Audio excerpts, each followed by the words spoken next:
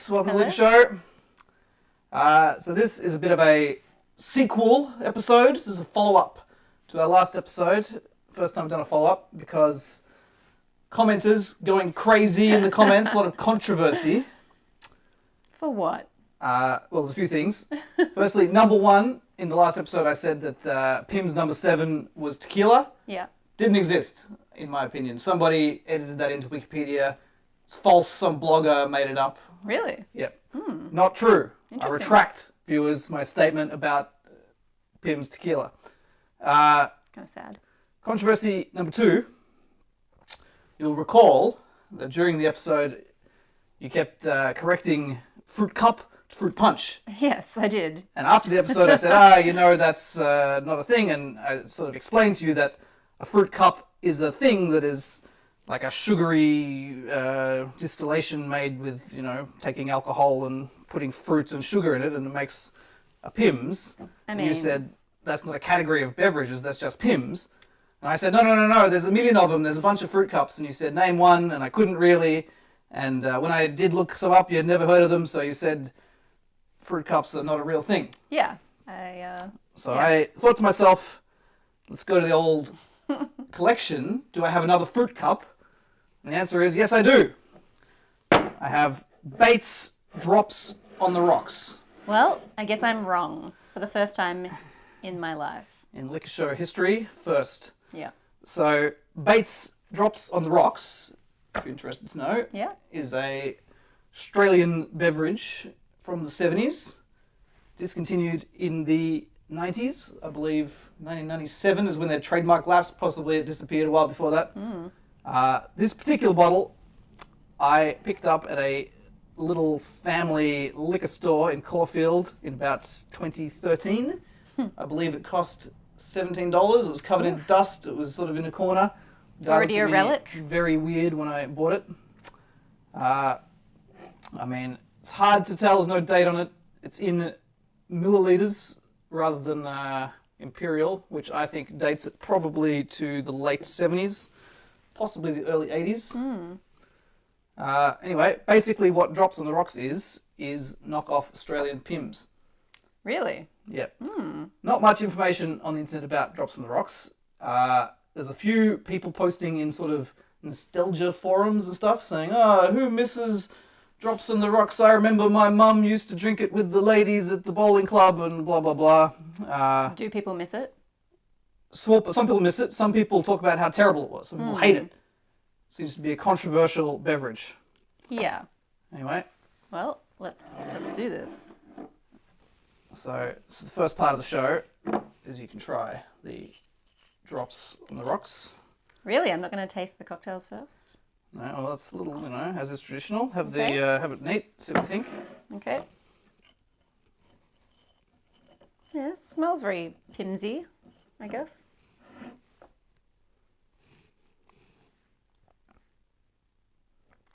Wow. I don't know if it's the age of the bottle or that's meant to taste like that. Very ripe. It's very It's like a port almost. It's very, very it tastes very tastes full very flavor. raisiny. Like it's a lot. It's actually quite nice.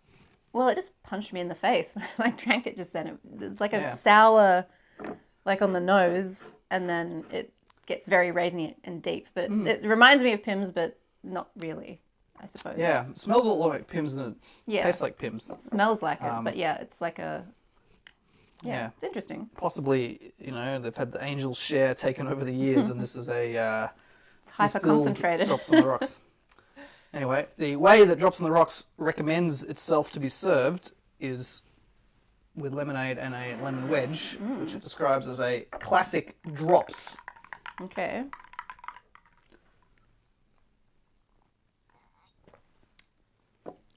Yeah, I mean, it's very subtle.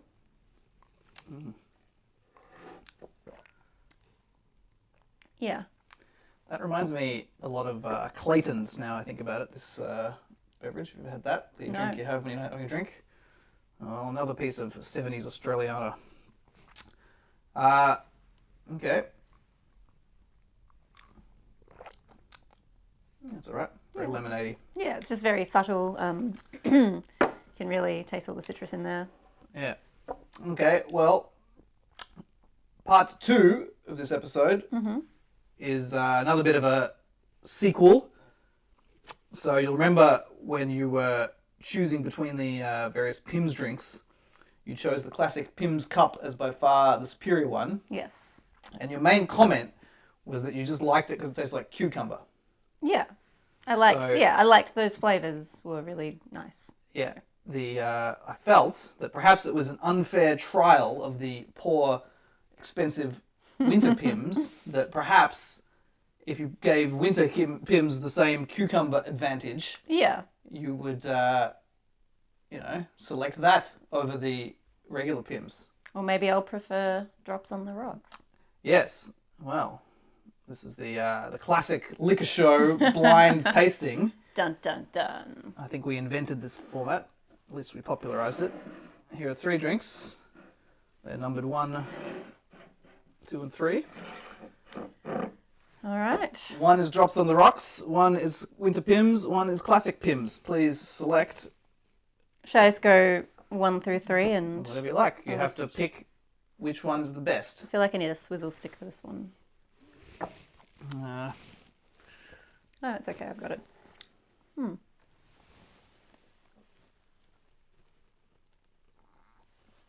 Oh yeah, that's really nice.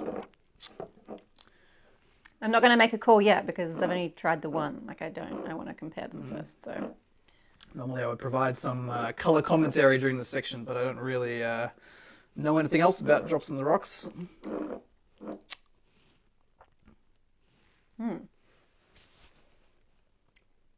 This one has a very vanilla-y aftertaste.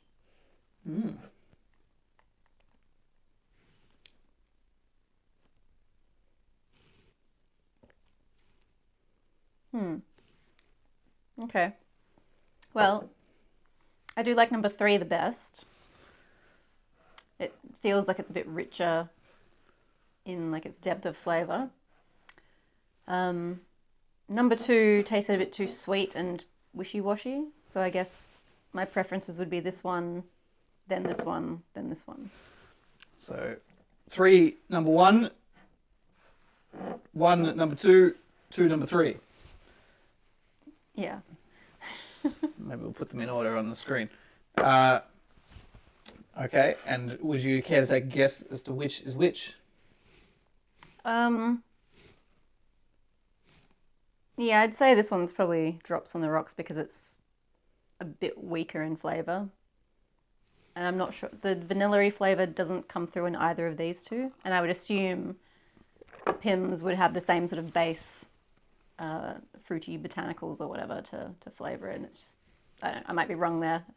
And it's just the liquor and the base that's different. So yeah, that is my assessment. Well, what are these two? Which one is the winter Pimm's versus the real Pimm's? No idea. No idea. Well, there's number 2. Yeah. Well, you are correct. Number 2 is the Drops. Excellent. So, viewers, there you go. Don't bother seeking out $17 21-year-old bottles of Drops on the Rocks. Unexceptional. Look, it's not without its charm. It's just when you compare it to the real thing or, something a bit more popular and still made today, it doesn't really measure up. Anyway, here's the controversy. Your second favourite beverage, number 1, is the expensive Winter Pimm's, which means yet again you have selected the classic Pimm's as the best Pimm's. Well, that's fine. I'm happy with that. So there you go, viewers. If you want a fruit cup, don't bother seeking out discontinued Baitz Drops on the Rocks. Don't bother spending money and seeking out Pimm's number 3. Simply buy Pimm's number 1. Confirmed. Yeah. Now in 2 blind studies. Brilliant. All right. Know your liquor.